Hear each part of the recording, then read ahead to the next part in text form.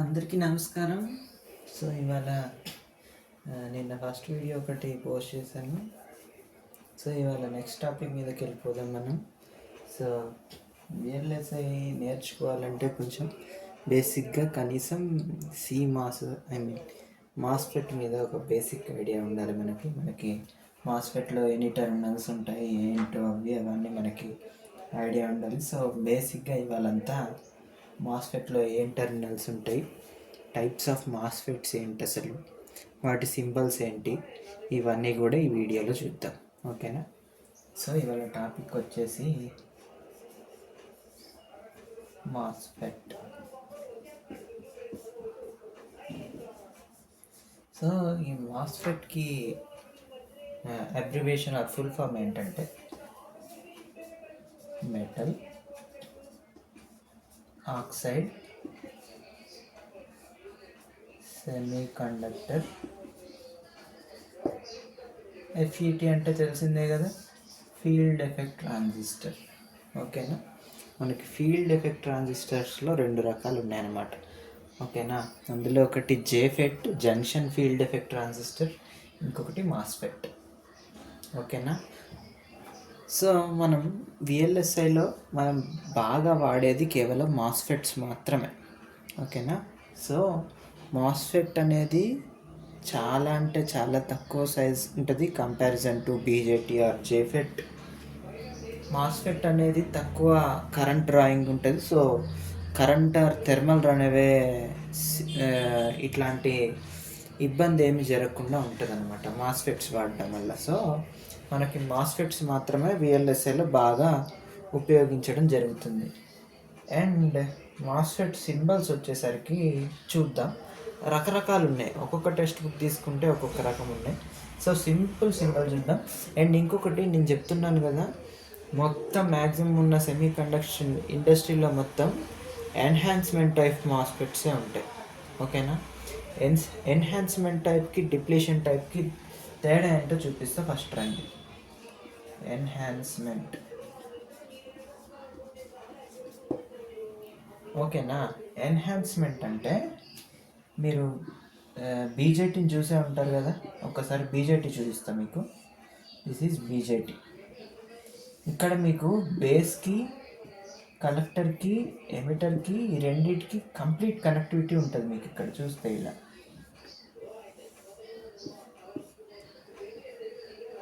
This is positive. బేస్కి, ఎమిటర్కి, కలెక్టర్కి complete connectivity ఉంటుంది. వీటి మధ్యలో గ్యాప్ ఉండడం కానీ ఆర్ఎల్స్ ఎనీ డైఎలక్ట్రిక్ మెటీరియల్ కానీ ఇట్లాంటిది ఏమన్నా. దీని 3 డైమెన్షనల్ వ్యూ చూస్తే బీజేటీది ఇలా ఉంటుంది. దీనికి మధ్యలో ఎక్కడ కనెక్టివిటీ కానీ డిస్కనెక్టివిటీ కానీ dielectric material or non conductive parts ఏవి ఉండమన్నమాట ఇందులో. అదే మనము FETని మాస్ఫెట్ని తీసుకుంటే ఎలా ఉంటుందో చూపిస్తా చూడండి. మాస్ఫెట్ సింబల్ వచ్చేసి ఇలా ఉంటుంది. ఈ మధ్యలో గ్యాప్ ఉంది చూసారా, ఈ మధ్యలోనే మెటల్ ఆక్సైడ్ ఉంటుంది మనకి. సో ఇదేంటంటే ఒక insulating material, insulator, simple dielectric అని కూడా అనొచ్చు. ఇన్సులేటర్ మెటీరియల్స్ అన్నిటికీ కూడా మ్యాక్సిమం డైఎలక్ట్రిక్ ప్రాపర్టీ ఉంటుంది. ఓకేనా? ఛార్జ్ని స్టోర్ చేసుకొని ఉంచుకోగలిగే ప్రాపర్టీ. సో ఆ ప్రాపర్టీ వల్లే దీన్ని ఎన్హాన్స్మెంట్ టైప్ మాస్ఫెట్ అని పిలుస్తాం. ఓకేనా? This is gate, this is source, this is drain. ఓకేనా? ఇందులో ఎప్పుడైతే దీనికి వోల్టేజ్ ఇస్తామో మనం మాస్ఫెట్లో మనం సాధారణంగా చూస్తే దీన్ని 3 డైమెన్షనల్ వ్యూ ఎలా ఉంటుందో చూపిస్తాం మీకు. చూడండి, simple. This is N channel కదా. This is completely P with highly doped P. ఓకేనా? డోపింగ్ ఆఫ్ P ఎక్కువ ఉంటుంది. ఇందులో నెగిటివ్లీ ఛార్జ్ క్యారియర్స్ కూడా ఉంటాయి. కొన్ని P టైప్ ఉంటాయి, కొన్ని N టైప్ ఉంటాయి. సో ఈ రెండింటికి మధ్యలో కనెక్టివిటీ, ఇది డ్రైన్, ఇది సోర్స్ అనుకుంటే మీరు డ్రైన్ సింపుల్గా చెప్పాలంటే ఇలా తీసుకుందాం మాస్ఫెట్ని. దిస్ ఈజ్ డ్రైన్, ఇది సోర్స్. ఇప్పుడు రెండింటికి మధ్యలో కనెక్టివిటీ ఉండాలంటే సింపుల్. ఎప్పుడు కూడా మీరు ఒకటే గుర్తుపెట్టుకోవాల్సింది ఏంటంటే మాస్ఫెట్స్లో గేట్ నుండి డ్రైన్ నుండి సోర్స్కి కరెంట్ ఎప్పుడు వెళ్ళిపోతూ ఉండాలి. డ్రైన్ నుండి సోర్స్కి మాత్రమే వెళ్ళాలి ఎప్పుడైనా. అదే గుర్తుపెట్టుకోండి. సోర్స్ నుండి డ్రైన్, డ్రైన్ నుండి సోర్స్. ఇది డ్రైన్, ఇది సోర్స్. ఇది వెళ్ళాలని గుర్తుపెట్టుకుంటూ ఉండండి. సో ఇప్పుడు వెళ్ళాలంటే వాటికి రెండింటికి మధ్యలో ఒక మార్గం ఉండాలి కదా. సో ఆ పాత్ ఎట్లా మనకి మరి అంటే దాన్ని మనం క్రియేట్ చేయాలి. ఎట్లా క్రియేట్ చేస్తాం చూద్దాం. ఇప్పుడు ఆ రెండింటికి మధ్యలో పాత్ ఎలా క్రియేట్ చేసుకోవాలో ఒక్కసారి చూద్దాం. చూడండి, ఎన్హాన్స్మెంట్ టైప్ మాస్ఫెట్ ఎందుకు వాడతామో నేను ఇంకా క్లియర్గా మీకు చెప్తాను ఈ వీడియోలోనే. చూడండి, ఇప్పుడు ఈ రెండింటికి మధ్య కనెక్టివిటీ ఏం లేదు. దిస్ ఈజ్ సంథింగ్, ఏదో మెటీరియల్ అనుకోండి మీరు, లోపల ఏదో ఉంది సంథింగ్. మైనారిటీ ఛార్జ్ క్యారియర్స్ తక్కువగా ఉన్నాయి. ఇదంతా maximum highly doped with P, highly doped with N with P type of charge ఉంది అందులో. దానికి పి టైప్ ఉంది. ఇదిలో మైనారిటీ ఛార్జ్ క్యారియర్స్ ఎలక్ట్రాన్స్ అక్కడక్కడ ఉన్నాయి.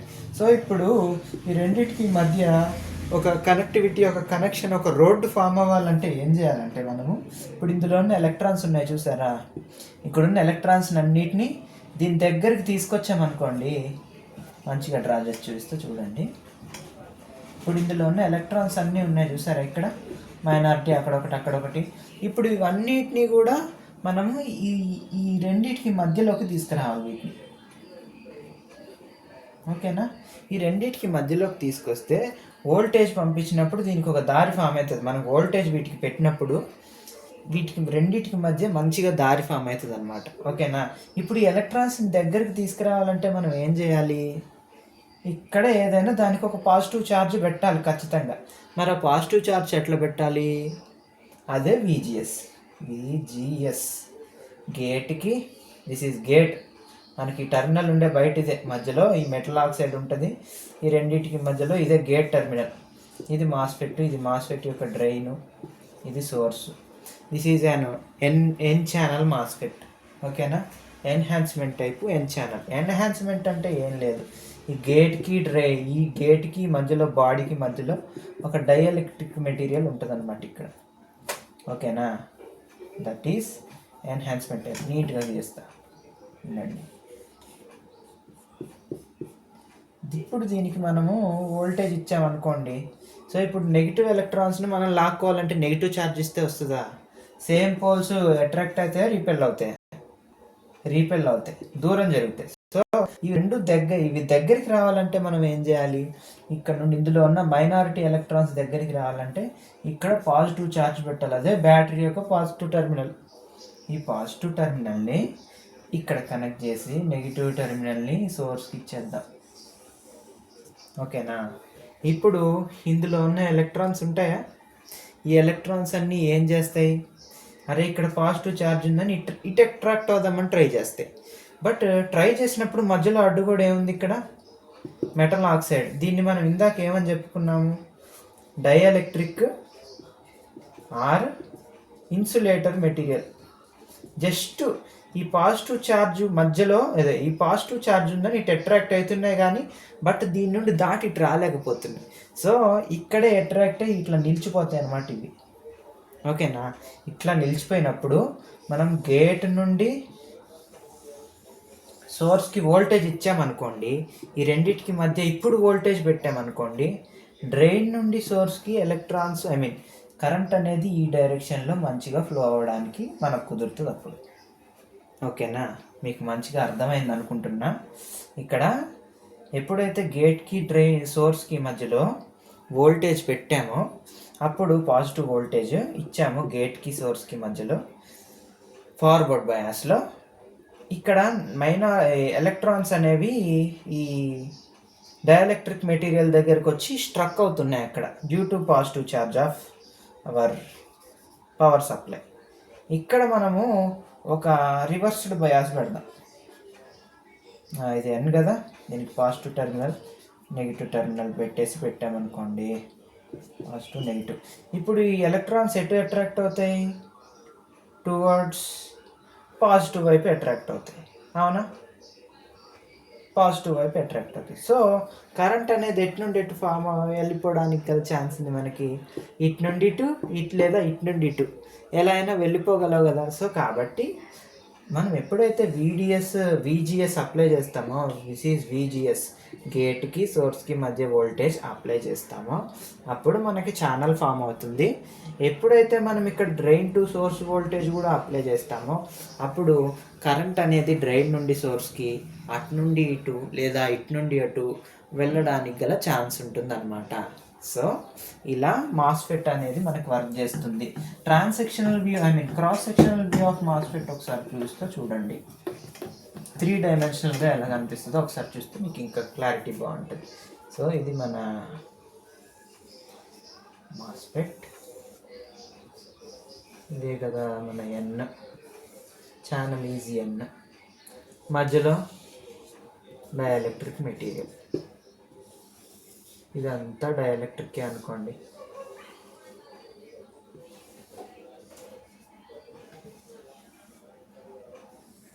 ఓకేనా.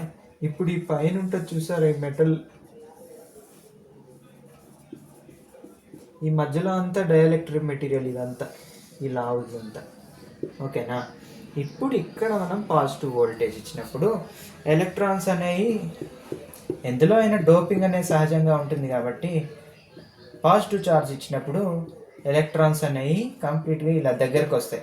సో అప్పుడు ఇవి ఇటు నుండి ఇటు వెళ్ళడానికి గల పాత్ ఉంటుంది అనమాట. సో ఎప్పుడైతే ఈ డ్రైన్కి సోర్స్కి మధ్య వోల్టేజ్ ఇచ్చి గేట్కి సోర్స్కి మధ్య వోల్టేజ్ కూడా ఇస్తామో మనం ఇలా అండ్ ఇలా ఇచ్చినప్పుడు ఏమవుతుందంటే ఎలక్ట్రాన్స్ డ్రైన్ నుండి సోర్స్కి ప్రవహిస్తాయి అన్నమాట. సో ఆ ప్రవాహం మనం తగ్గించడం, పెంచడం ఇట్లాంటివన్నీ చదువుకొనే ఉంటాం మనం. ఫ్లో ఆఫ్ ఎలక్ట్రాన్స్ని తగ్గించడానికి ఏం వాడతాం? రెసిస్టర్. ఛార్జ్ని స్టోర్ చేసుకొని ఉంచుకోవడానికి కెపాసిటర్. ఇప్పుడు ఎలక్ట్రాన్స్ ఇక్కడ ఆగాయి, ఇక్కడ పాజిటివ్ ఛార్జ్ అక్యుములేట్ అయ్యింది. ఇందాక పాజిటివ్ ఛార్జ్ ఇవ్వడం వల్ల ఎలక్ట్రాన్స్ అనేవి ఇక్కడ నుండి ఇక్కడికి అట్రాక్ట్ అయ్యాయి, బట్ దీన్ని దాటి అవతలకి వెళ్ళట్లేదు కదా. సో ఇక్కడ ఒక ప్యారలల్ ప్లేట్ ఫామ్ అయింది చూసారా, ఇక్కడ పాజిటివ్ ఛార్జ్, ఇక్కడ నెగిటివ్ ఛార్జ్, అటుపక్క పాజిటివ్ ఇటుపక్క నెగిటివ్. మీకు సింపుల్గా గుర్తొచ్చే ఉంటుంది. ఇప్పుడు ఎలక్ట్రాన్స్ ఒక పక్క పాజిటివ్ ఛార్జెస్ ఒక పక్క ఉన్నాయనుకోండి, ఈ ఎఫెక్ట్ ఏమవుతుంది మనకి ఇప్పుడు? Capacitive effect. సో సింపుల్గా మాస్ఫెట్ని మాత్రం మనం విఎల్ఎస్ఏలో కెపాసిటర్ లాగా కూడా వాడచ్చు. ఓకేనా. ఇట్లా దీన్ని ఈ మోడ్ ఆఫ్ ఆపరేషన్లో యూజ్ చేస్తే మాస్ఫెట్ని మనం కెపాసిటర్ లాగా వాడచ్చు. అదే ఇప్పుడు మనం గేట్ వోల్టేజ్ పెంచితే ఈ విజిఎస్ అనేది పెంచితే మనం వోల్టేజ్, ఎలక్ట్రాన్స్ ఇక్కడికి వచ్చి ఫ్లో ఆఫ్ కరెంట్ చాలా బాగుంది ఇందులోకి వెళ్ళి డ్రైన్ నుండి సోర్స్కి. గుర్తుపెట్టుకోండి, డ్రైన్ నుండి సోర్స్కి ఎలక్ట్రాన్స్ ప్రవాహం బాగా ఉండాలంటే మనం విజిఎస్ పెట్టుకోవాలి. 0.7 volts కంటే ఎక్కువ ఉండాలి. సో ఆ 0.7 volts కంటే కొంచెం మినిమల్గా తగ్గిస్తే ఎలక్ట్రాన్స్ ఇక్కడ ఉన్నాయి కొంచెం దూరం వెళ్తాయి, ఇంకొంచెం దూరం వెళ్తే అట్లా జీరోకి తీసుకొస్తే అసలు ఉండవు ఎలక్ట్రాన్స్ అనేవి, ఇక్కడ అసలు ఉండవు జీరోకి తీసుకొచ్చేస్తే. ఓకేనా. ఇప్పుడు ఇది డ్రైన్ నుండి సోర్స్కి పాత్ లేదు దీనికి. సో ఇది కంప్లీట్ ఒక రెసిస్టివ్ పాత్ లాగా ఉంది, ఇక్కడ నుండి ఇక్కడికి అసలు దారే లేదు కదా.